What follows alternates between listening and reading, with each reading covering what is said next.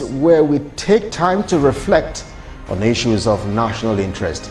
I am Kelly Egiga. Tonight on the show we have very worrying reports recently between 25th and 27th today, as no fewer than 2 persons were reportedly killed in Otukpo local government area of Benue State on Christmas Day after a policeman allegedly shot into the crowd during a music carnival. We are also getting reports the residents fled their homes as Boko Haram terrorists attacked 4 villages in the southern part of Borno State, and we also have reports that gunmen suspected to be kidnappers have abducted the chairman of the Pentecostal Fellowship of Nigeria (PFN) in Kaduna State, Apostle Emmanuel Bako. He was abducted alongside his wife Cindy and one other person. In view of this event, we will take a look at a report from the Financial Times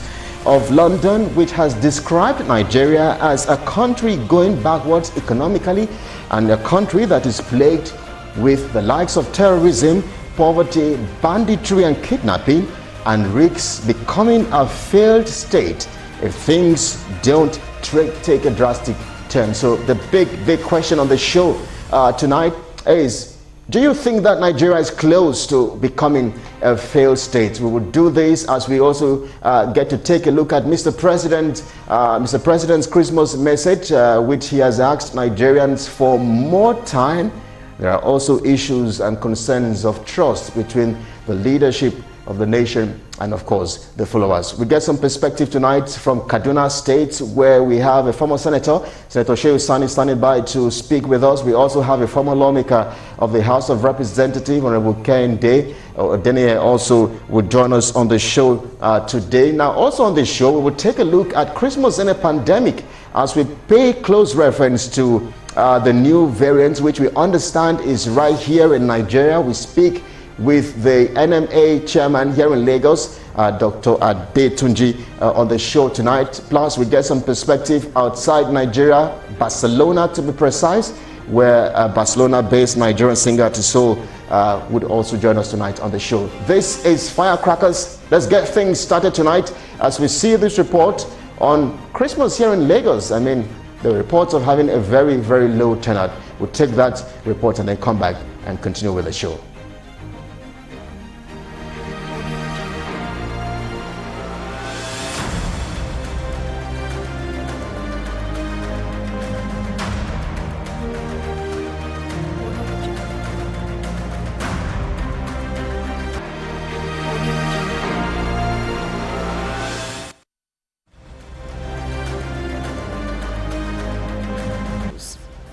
You have to be for 2020, this year 2020 Christmas.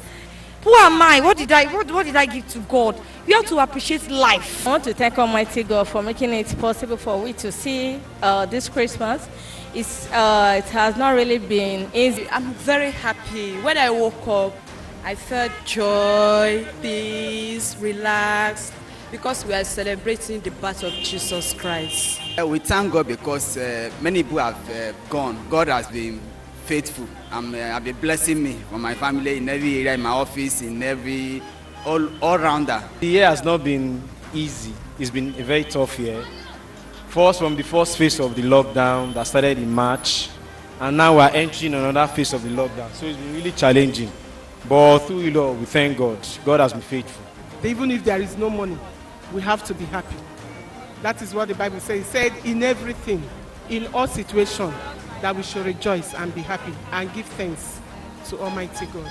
I do face for this year. There's nothing what, not like last year we have a lot of children, a lot of crowd, but this year, because of the social distance, we are just having few children. I passed my common entrance exam like that. So thanks.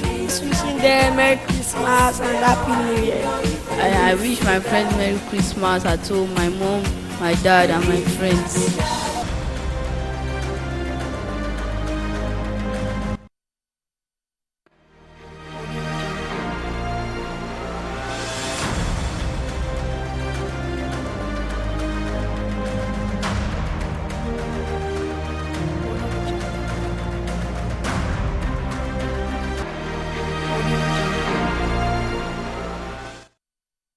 Well, thanks for staying with us. This is Firecrackers, and we're live from Nigeria's commercial capital, Lagos.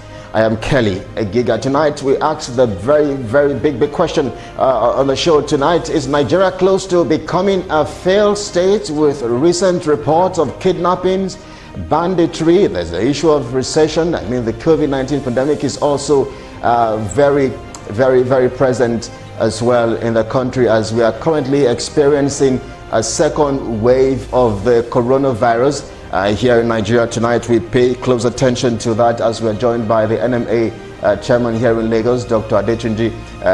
That's in the moment, but I understand that a former lawmaker, Honorable Kehinde Odeneye, joins us live via Zoom tonight. We also have Senator Shehu Sani. I saw him a moment ago on a Zoom call as well. Also joining us, a politician and Nigerian activist as well, joining us via Zoom. Tonight, it does appear that we will see how we can connect with them. I've lost them for just lost signals for just a moment, but I think I'm getting feeders that we have them very shortly. But I think I can see Honorable Shehu Sani, Senator Shehu Sani now, Nigerian politician and human rights activist. He joins us live via Skype. We also have Honorable Kehinde Odeneye, former lawmaker at the House of Representatives. Gentlemen, thank you so much for joining me on the show tonight. Merry Christmas, first of all, to you two. But let's begin far away in Kaduna State with Senator Shehu Sani. Senator, thank you so much for joining us on the show tonight. You have been very critical of this particular administration. I mean, I had cause to go through your Twitter page, and I saw a lot of comments there. Why is that so, Shehu Sani?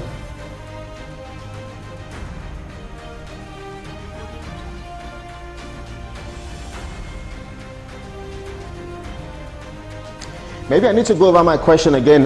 Let's begin in Kaduna State, where we have Shehu Sani standing by. Shehu Sani, I said you have been very critical of this particular administration. Why is that so?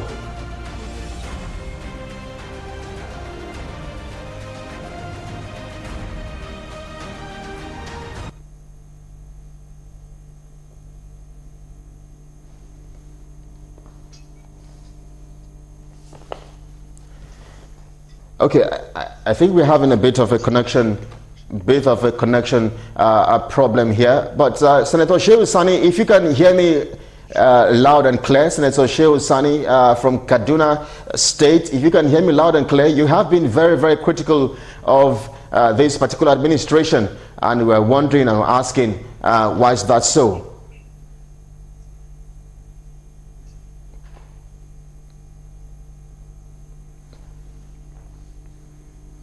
Okay, I guess we're having some issues connecting with Shehu Sani. We can see the visuals, but he's yet to probably get audio signals from Kaduna State. But let's begin here in Lagos, where... Oh, you can hear me now. Okay, Senator. Well, so, Senator, the question is it's straightforward. You have been very critical of this particular administration. I mean, we've seen some of your tweets. We're just wondering, why is that so?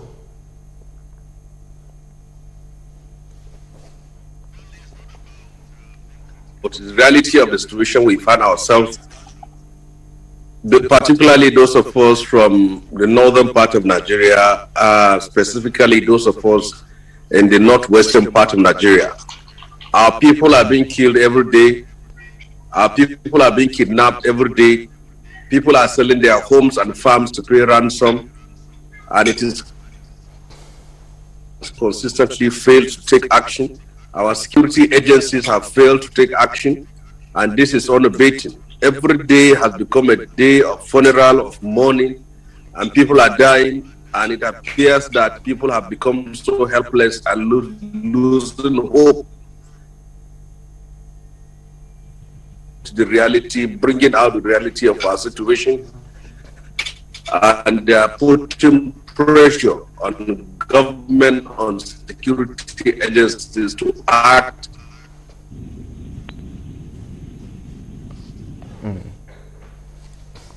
Well, Senator, it appears we are having these abductions, this carnage this mind of Yes, kidnappers and I bandits. can hear you, but it does appear that Kidnappers and bandits are killing people. We have your audio signals, but your visuals keep missing, Senator. Well, I think we have you back now. Maybe you can just round off on your thought. Kaduna has become the hope of kidnappers and bandits. Just yesterday, Pastor Apostle Emmanuel Bako and his wife were abducted in a prayer ground in southern Kaduna, and nobody knows what is out of Kaduna without being kidnapped. And people are increasingly becoming helpless and hopeless, and that informs the reason why we use the social media to put pressure on government and security agencies to act to stop this carnage and banditry and act of terror. All right, Senator, stay with us. Let's take this conversation. Let's bring it back here in Lagos, where Honorable Kehinde Odeneye is standing by, former lawmaker with the House of Representatives. Honorable Kehinde, thank you so much for joining us tonight via Zoom as well. Let's even begin with this very, very worrying reports we are hearing: the kidnap of the PFN chairman of Kaduna State, Apostle Emmanuel Bako, and then of course with his wife as well. There's also the report on Christmas Day in Otukpo local government area of Benue State, where there were reports of some shootings as well. Honorable Kehinde, how would you respond to this very, very recent and worrying reports here in Nigeria, across the states in Nigeria? Yeah, thank you very much, and compliment of the season to you. Thank you. It's very, very unfortunate the situation of Pandavatos, and most especially in Kaduna State. Some time ago, we talked about this on your station, and I said I am a bit worried. I'm not too satisfied with the way the governor of the state has been handling the situation in the state. Kaduna State has become so worrisome, and I don't know if the governor is so comfortable sitting down there without having solutions to that problem or to the problems around there.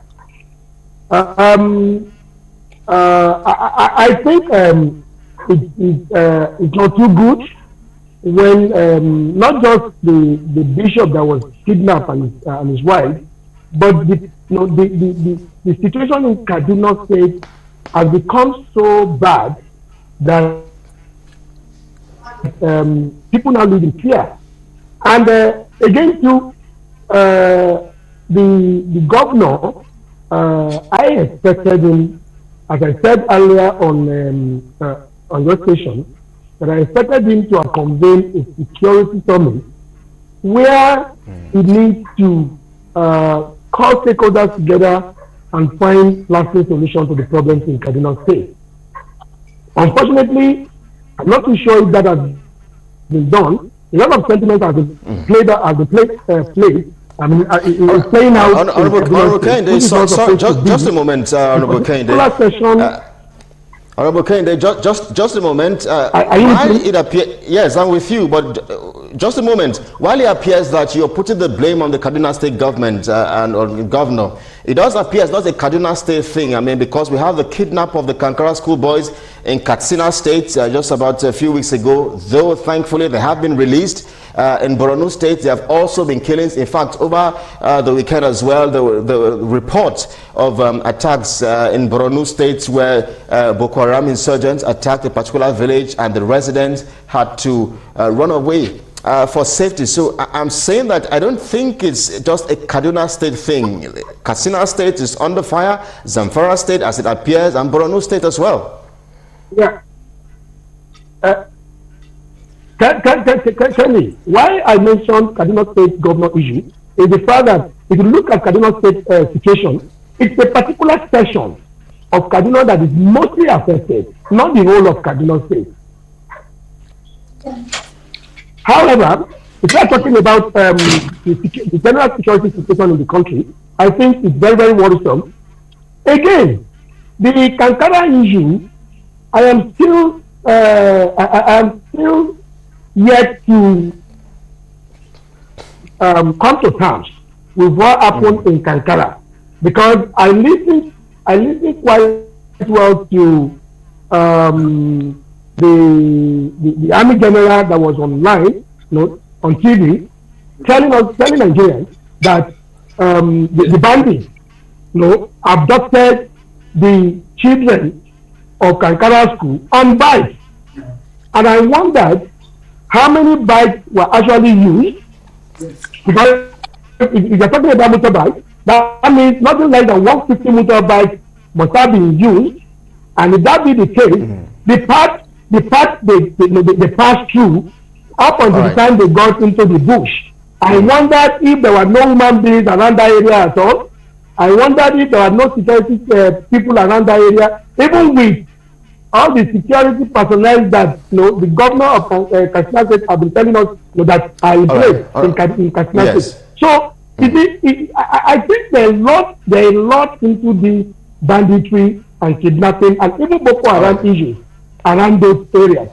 But why I mentioned Kaduna State governors in the Kaduna State situation is the fact that Kaduna State issue is not about all the areas in Kaduna State. It's specific to a particular section of Kaduna State. But generally speaking, the security challenges in the country is very, very worrisome. And I think it is high time the government, most especially the president of this nation, have to rise to the occasion. We've been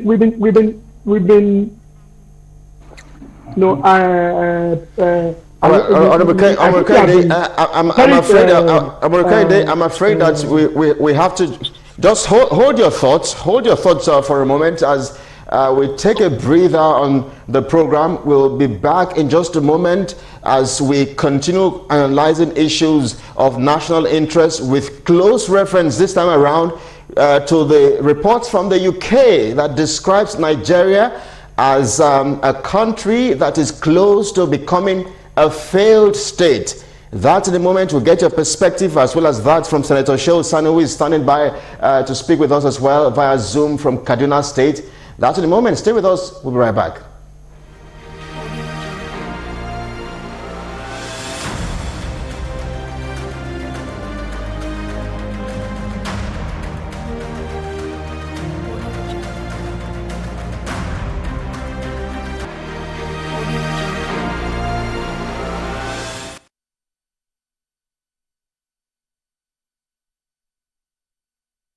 Staying with us, this is Firecrackers, where we take time to reflect on issues of national interest, and we're live here in Lagos, Nigeria. I am Kelly Egiga. We are on this very, very worrying issue of insecurity as we take time to reflect on the year 2020. It has been an eventful year, I must say. The issue of the COVID-19 pandemic earlier in the year, we also had the NSAS protests, we have the recession, which we are currently in. I mean, there are serious reports about the Naira even falling even further from the NBS by January 2021. So tonight we ask the big question: is Nigeria close to becoming a failed state? Let's take this conversation now live to Kaduna, where Shehu Sani is standing by. Shehu Sani, would you subscribe? Would you agree with that report from the UK, the Financial Times in London, that says Nigeria is close to becoming a failed state?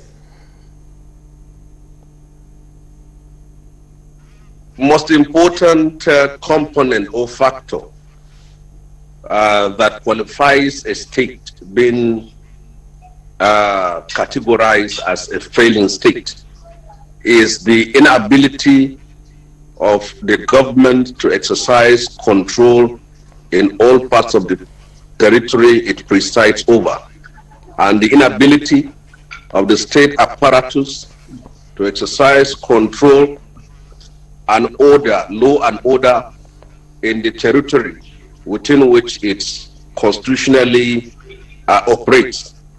And if this is a factor and an element to consider, it is right that the Financial Times profile us as a failing state. And we should not be angry. We should see that report as a mirror of ourselves and the need to act, because they didn't say we have failed, but we are failing. So it is something that can still be reversed.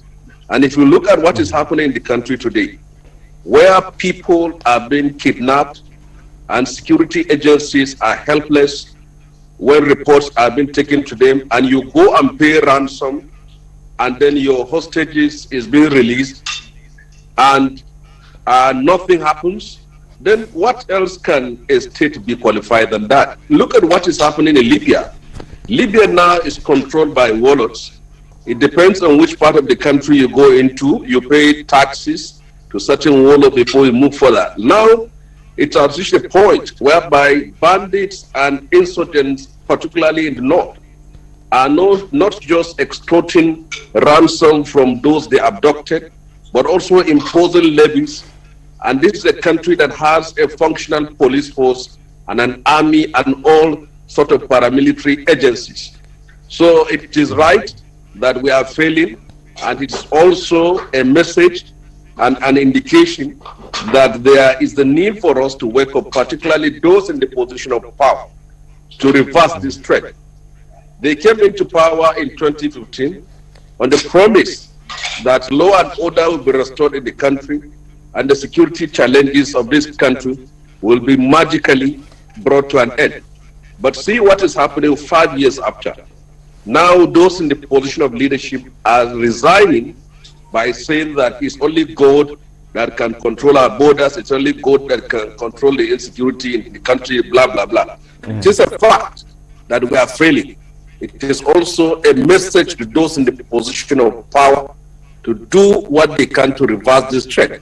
A failing Nigeria, a failed state like Nigeria, will be a catastrophe to the whole of West Africa and Central African region.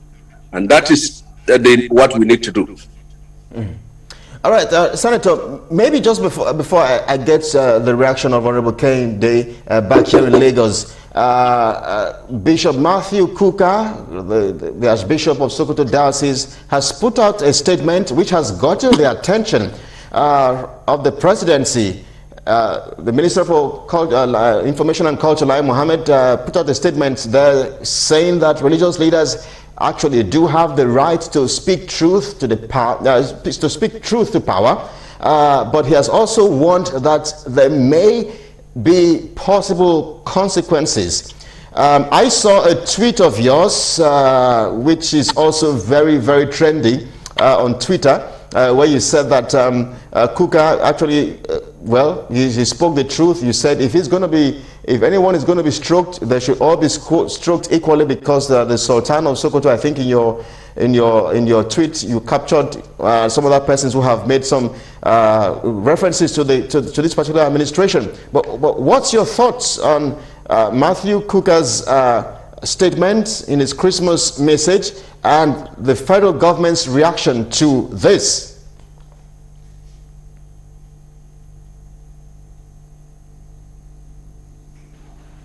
Well, first of all, Matthew Kukah is from my state. I'm from the central part of Kaduna, and he's from the southern part of Kaduna.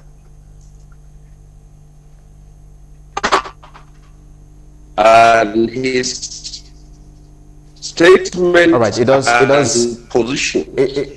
Well, Senator, we have your audio signals, but it does appear we have lost your visuals signals as well. Clear so we that he has been consistent in terms of making come back to you. But let's see now if we can take this conversation back here in Lagos, where Honorable Kehinde is standing by. Kehinde, let's begin with the reaction from Bishop Matthew Kukah in his Christmas message titled "A Nation in Search of Vindication." A nation in search of vindication. And I'll do my best to see if I can just read some very, very interesting lines here. The bishop says, the president has sacrificed the dreams of Nigerians on the altar of nepotism by allegedly pursuing northern hegemony, whatever that means. And then the bishop went further to say that Nigeria appears to be heading for darkness under President Muhammadu Buhari's regime. How would you respond to the words of the revered Bishop Matthew Kukah?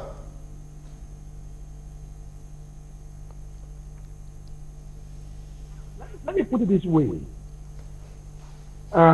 Bishop Kukah has right in his opinion.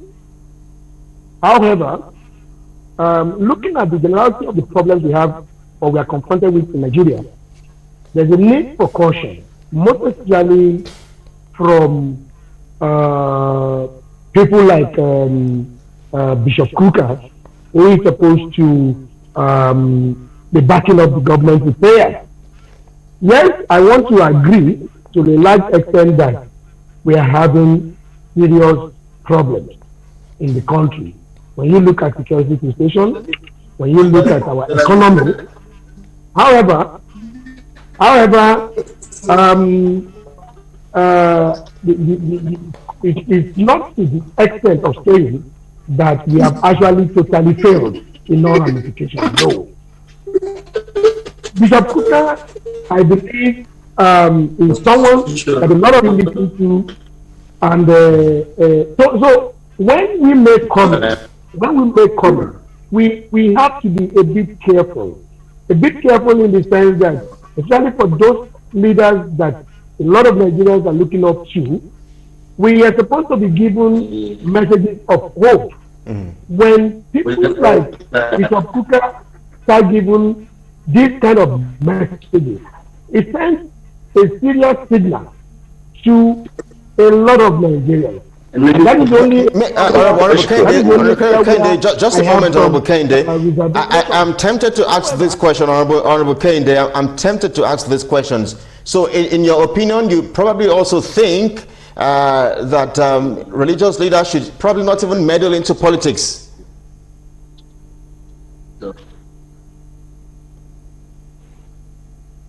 I didn't get you, please.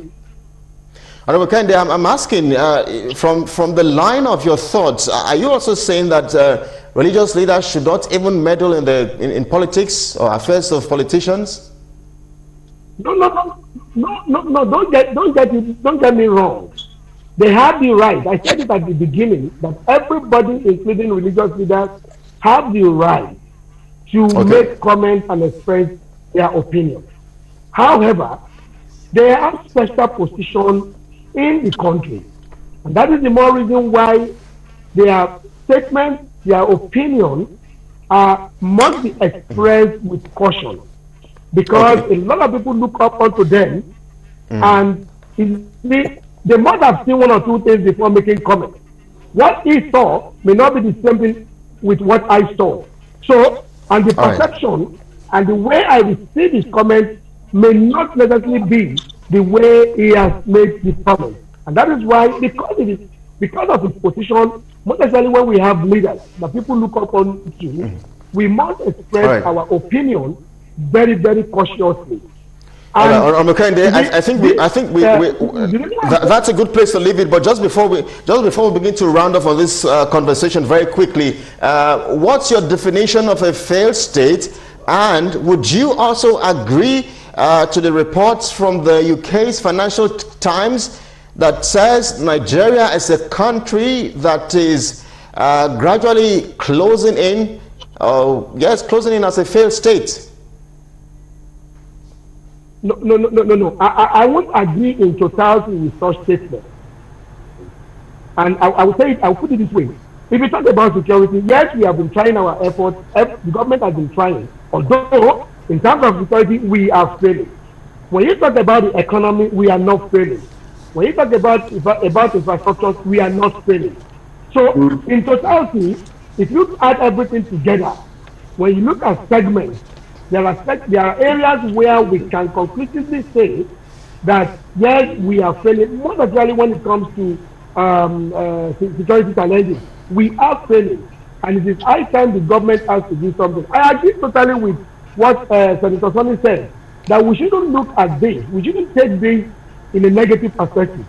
Rather, it is a call on the government to wake up to the challenges we are being faced with and take decisive positions and decisions, and looking forward, making sure that things are put in the right perspective. So, but I would not agree that we are failing. But because there are areas where we are improving, there are areas where the government is trying, there are areas where the country as a whole is also doing very well. Can you mention those areas, Honorable Kehinde, maybe in 30 seconds? Look at infrastructure, for instance. We have never had the kind of infrastructural development that we are witnessing in this country this moment. We are not.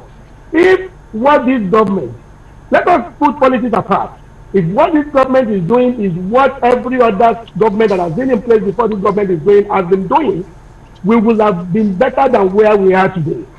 So as far as I'm concerned, in terms of infrastructure, the government has tried. The government has not failed the country.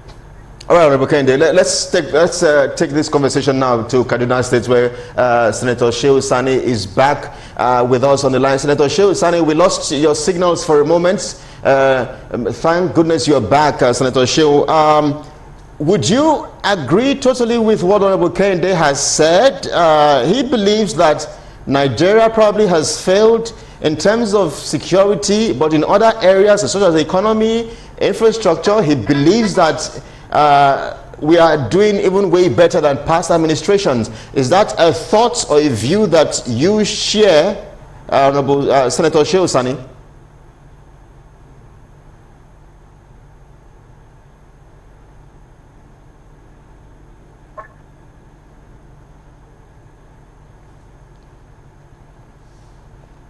Please, can we have Senator Shehu Sani with us on the screen, please? Technical.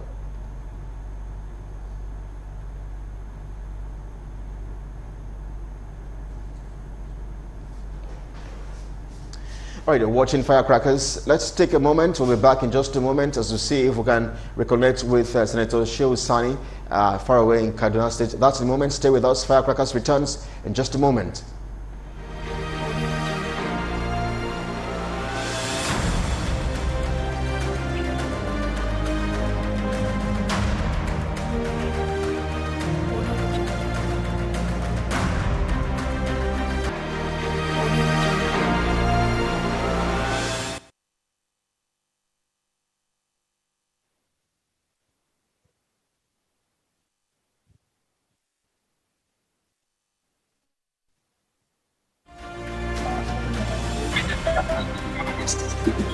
They're not meant to be gatherings. We've said so. The curfew that has been set by NCDC, PTF, is still active. From 12 midnight to 4 a.m. there is a national curfew, and that has to be respected. There are no night vigils in any form. The instructions are there. All of the restrictions are still in place that have been set by PTF and also Lagos State Safety Commission, and all of the rules that have been set. So there are no vigils anywhere. I mean, this is just one Christmas. We will have several Christmas. So please, you can have your prayers at home. You can. I mean, but the curfews even start at 12. So people still need to obey those rules.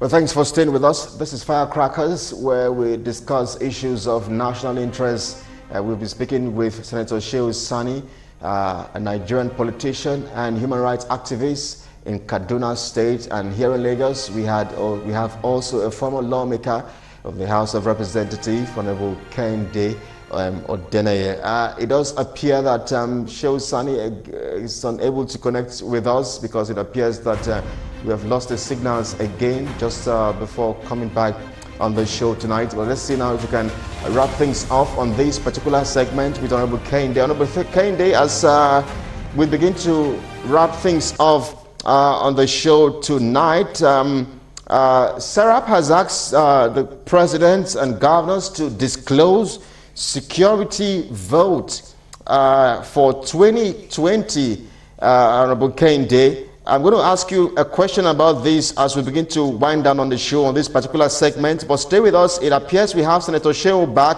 on the program. Let's see if we can speak with him and get to wrap things up. Honorable Senator Shehu Sani.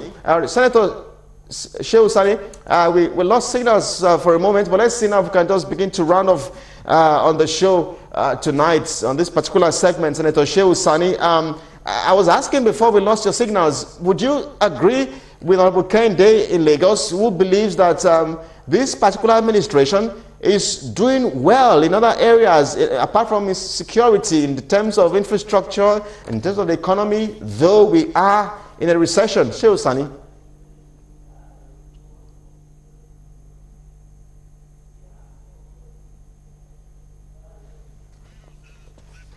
So it is natural that we all have a different perspective on things. Right now, I'm in the center of Kaduna, and there are 5 routes that lead to the city. And all the roads to my city are not accessible anytime from 4 p.m. Whether you are going to Lagos Road or Zaria Road or Abuja Road or Southern Kaduna Road. So we are virtually encircled, and we have been in a situation where most times we have to help our neighbors and our friends to pay ransom to free their own beloved ones that are being kidnapped. So it is natural that I come from a place where my view may be a bit more extreme than that of the honorable that is down there. For us, infrastructure is secondary, the economy is secondary, because the lives of our people is at stake, and the apparatus of the state and the government has failed to protect us. Once you can't move around, you can't go to the farms, you can't go to work, you can't travel in or out of your city except by train services, then every other thing is secondary. So for us, it is right to say that the country is failing. But we should understand the difference between failing and failed. It is failing and it still can be reversed. When it fails, it means that it cannot be reversed. Yes. All right, Senator, because we are pressed for time, we would have loved to have you more on the show tonight. But how would you respond to the Socio-Economic Rights and Accountability Project, SERAP? Well, the group is asking the president and governors to disclose their security votes for 2021. Do you think that is necessary? And do you think that things may improve in terms of security if this action is given some sense of thought?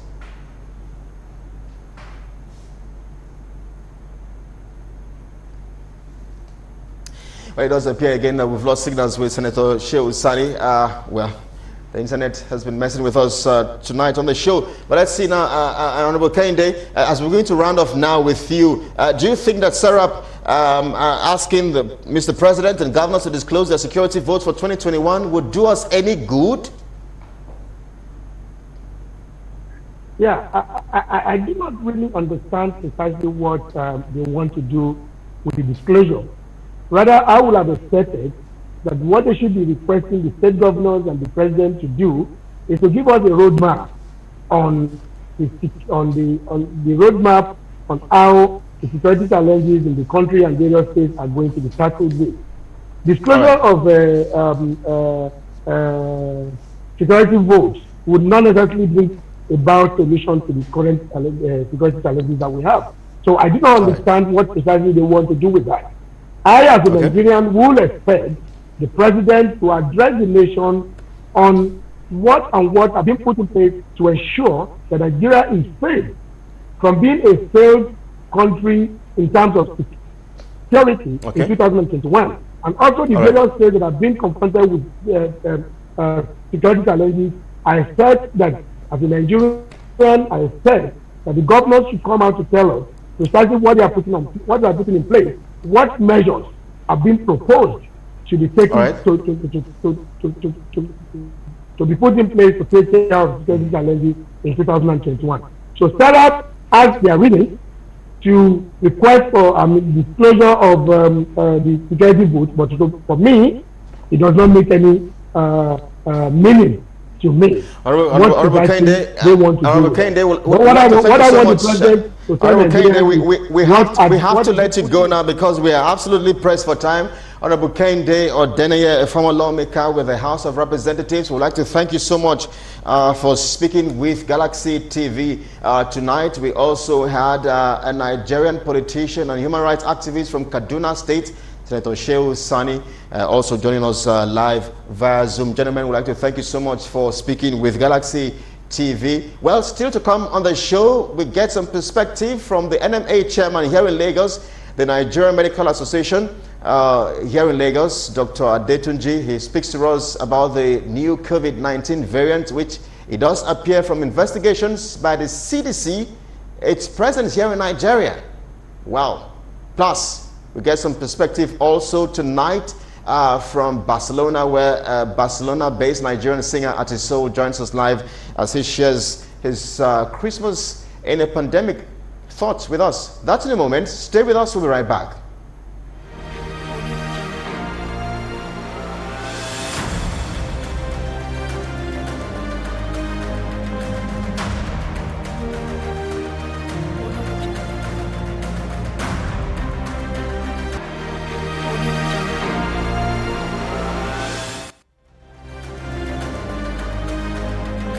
They then look through the historical archive of viruses that had already been sequenced. And through that retrospective analysis, found two viruses that were similar to the one in the UK, but not the same. So had a few similarities, but enough for us to say that this did not originate from the same population of viruses. But it just shows what we are able to do.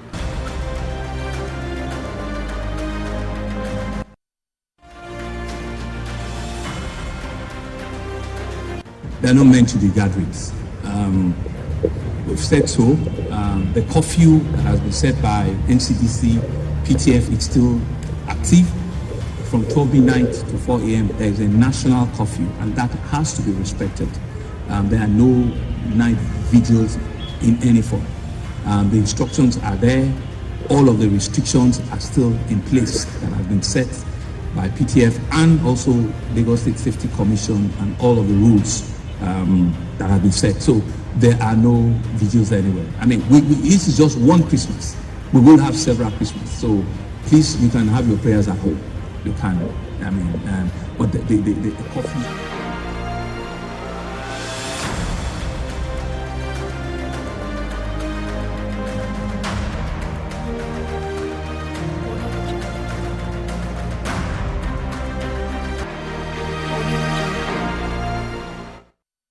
Staying with us, this is Firecrackers. We are live from Nigeria's commercial capital here in Lagos. Well, tonight on the show, let's cross over live to Barcelona, where my brother and friend is standing by to speak with us tonight. Artiso, a Barcelona-based Nigerian singer. Well, Artiso, thank you so much for joining us tonight. This is Christmas in a pandemic, but how are things at the moment in Barcelona, where you are, in terms of the COVID-19 pandemic?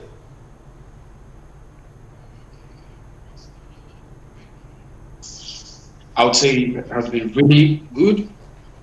However, the governments have put in place a lot of restrictions. There's still a curfew, but people are still allowed to do what they have to do. However, the bars are closed for a particular period of time, and you can't eat in there. You can't eat in. You can only buy and leave. And for family gatherings, the limit for now is 10 people. So yeah, we are allowed to do our things, but then not total freedom. So I think we're enjoying like 30% of the freedom here. And how would you describe the music industry as well as the entertainment industry? How has the COVID-19 impacted on this particular industry which you belong to? Yes, I think, in my opinion, I would say 2020 has so far been the most challenging year for musicians, because for a lot of us, especially people like me who are strong on live performances. All these restrictions have really clipped our wings. We can't do much. Like personally, I can't do concerts with more than 20 people in attendance. I can't do more than that. And then, in fact, it puts me in a very bad situation because I now have to choose people who come for my concert, or it's a bad period. It's a bad period for musicians. So yeah, it's really bad. Well, I understand that you have an event and you have to be at that event as soon as possible. I'm not sure we can always speak with you without having you get to allow us enjoy your vocal chords. Is that what you guys call it in the music industry for a moment? So as we begin to wind down on the show, I also know you play the acoustic guitar now. I would love to play one of those instruments. My life is actually too serious, but maybe you can just do one of those. I'll just get my guitar and then play you something. My guitar, please. Okay. It won't be a carol, but I'll just do something for you guys. Okay. Are you there? Yes, we are ready. Okay. Okay, I'll play one of my popular original songs. It's called "Say You Love Me." Hope you enjoy it.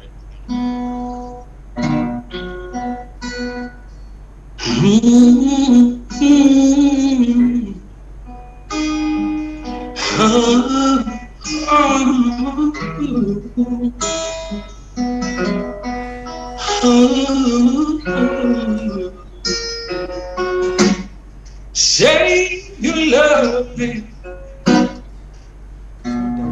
Say you need me. Say you want me, and I'll be yours. You see, I'm shameless. You see, I'm shameless when it comes to loving you. I'd do anything to see you smile. I'd do anything I ever. Girl, if you love me, then it shouldn't be so hard for you to say you love me. Say you want me, and tell me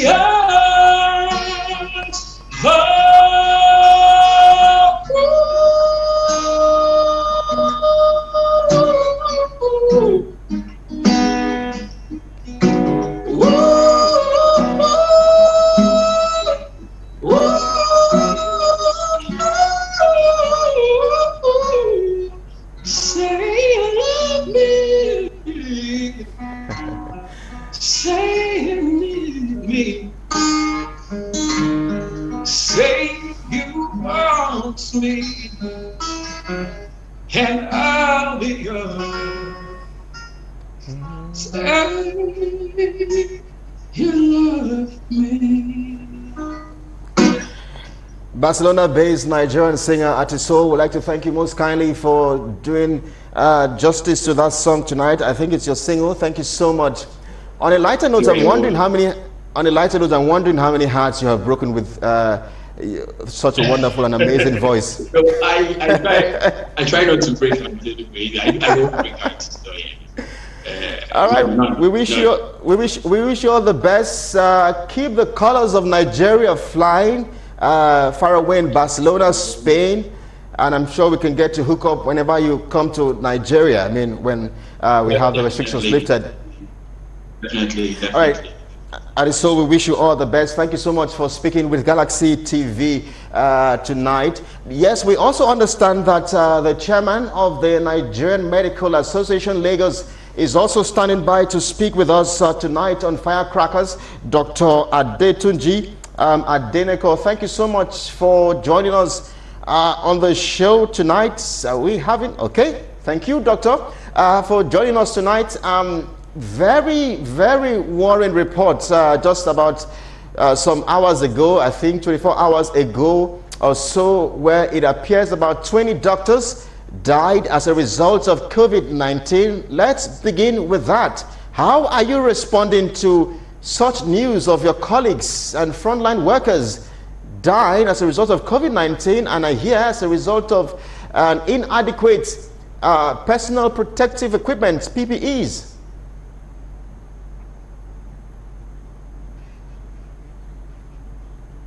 Decision to you. I must say that it is a very sad period for doctors in the country to have lost about that number within a week all over. I must also say that part of what we are using to mitigate that is to keep creating that awareness amongst colleagues, to say that every patient must be presumed to be COVID-19 positive. And we also appeal to our patients to also tell us their status. I will tell you one thing, part of what we have noted is that even these travel COVID-19 tests that you are supposed to do, we are aware that a lot of people are even cutting corners, even at the airport. They didn't do the test, but they will pay to get their way just to say they are negative. These are part of the things that shouldn't be happening. So for us, what we are saying is that everybody should remember that COVID-19 is very much around. And as doctors or health workers, we are 3 times at higher risk of contracting the disease. That's possibly what has put our colleagues' life in the line. And I must say that it's our duty to keep making sure that we keep Nigerians safe. So we are putting everything in measures in place to make sure that we do our best to combat and contain the virus, but we still want government to take care of us. All these people that have died, what is government going to do to their families? Even those of us that are still alive as frontliners, people are being owed salaries, are being owed allowances. They talk about insurance for all of them. How many insurance have they done for anyone?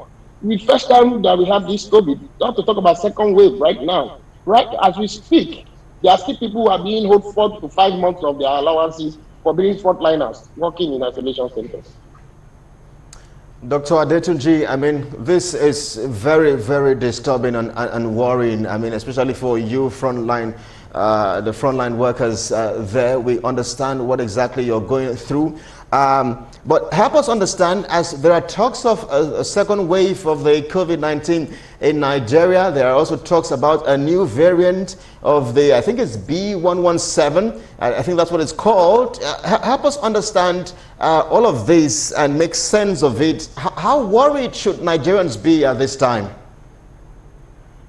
The truth is that we should remember that microorganisms can mutate, because they have the genes coding for every thing, that genetic material, and they can mutate. Sometimes mutation can make you less virulent. So it's not every mutation that makes you higher virulence. You might even mutate and die from it, from that mutation. So, but what we are saying that there's a new variant compared to the one that has been isolated, that everybody seems to be being transmitted all over. So having a new variant, like people have said, is more deadly and whatever. Yes, a lot of things going on like on that with scientists. But all we are saying is that even after the initial COVID cases that we found, COVID-19 cases that we found, we are here to diagnose everybody, test everybody. You know, at the time we stopped testing. We started saying that only those that have symptoms should be tested. And I think that's what is still going on. But what we are saying that we should test everybody. But we are also aware that government seem not to have enough funds to put that through. But we are saying that all these donors, we need to come for more help. Everybody needs to be tested, whether you have symptoms or not. But economically speaking, and cost-effective way to do it is to test those that are presenting with symptoms. And there are people who are even running away from doing the test because when you see the form that will be used to fill your name when you present for a test or present to the hospital, if you get COVID-19, he has not necessarily said that you have COVID-19, but you will see patient and clients saying they don't want to go ahead because they are labeled COVID-19 without doing the test. So they will refuse to do the test. And you're not going to compel anyone to go ahead and do a test. It's voluntary testing. So people need to do the test. Now, going to what is going on about the second wave, all we need to keep doing is to maintain those protocols that we have always been given, even at the first one. What we are having now is that we are testing more again, and we are getting those increased number. People have traveled. Those that are traveling are supposed to do a test before leaving their own country. And when they're also leaving that country where they have traveled to, back into the original place where they left, they're also supposed to do a test, while also isolating in the country where they left from. But the truth is that people are cutting corners. I have that information, that people are even cutting corners at the airport, paying their way out to say they are negative. This is not good. This should not be encouraged. Very worrying indeed. Very, very worrying indeed, Doctor, because we are absolutely pressed for time. There are talks of another lockdown, but this has also generated fears in the minds of many Nigerians, because it does appear we haven't even recovered from the first lockdown. Is this something you would subscribe to? Another lockdown? Honestly speaking, nobody will subscribe to another lockdown. But if push comes to shove, I'm sorry, that's what we are going to do. And we may not be able to do anything against that. I will say that a lot of action went on during the first lockdown. There were people who were looking for food to eat.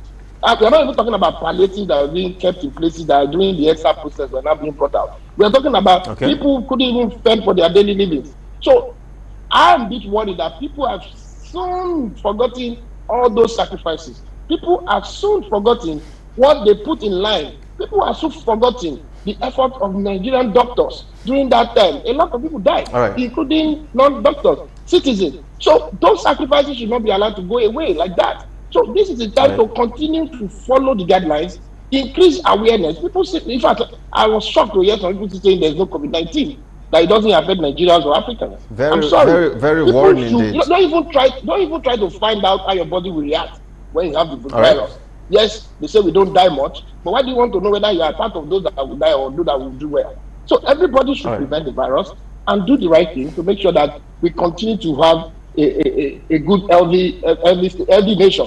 But I must say that I don't subscribe to lockdown, but if push comes to shove, that may be the only way to make people follow the protocol. Dr. Adetunji, would like to thank you so much. That's where we have to anchor our conversation with you tonight on the show. I'm afraid we cannot go any further because we are pressed for time. But we'd like to thank you for your thoughts, thank you for your time, and thank you for your insight on Galaxy TV. Well, ladies and gentlemen, that's where we anchor our conversation on the show. Tonight, earlier we had Senator Shehu Sani, a Nigerian politician and human rights activist. We also had a former lawmaker with the House of Representatives, Honorable Kehinde Odeneye, and from Barcelona, Spain, artist soul and Nigerian musician joined us to just share his views about the pandemic and updates from Spain. And then just a while ago now, the NMA chairman here in Lagos, Dr. Adetunji Adeneko, speaking about the second wave and imminent lockdown here in Nigeria. Well, it's the last edition of the show in 2020. 2021 is just around the corner, 3 or 4 days to go. We definitely want to hear from you and how we can make the show better. We have a number, I think it's displayed on the screen right now. Talk to us and share with us what you think we can do to improve the show as we resume next year, 2021. But one thing is certain, as we keep talking about issues of national interest, Nigeria will prevail, and it's not time to give up just yet on Nigeria. My name is Kelly Egiga, and I will see you again next time, that is next year, on the show. Good evening.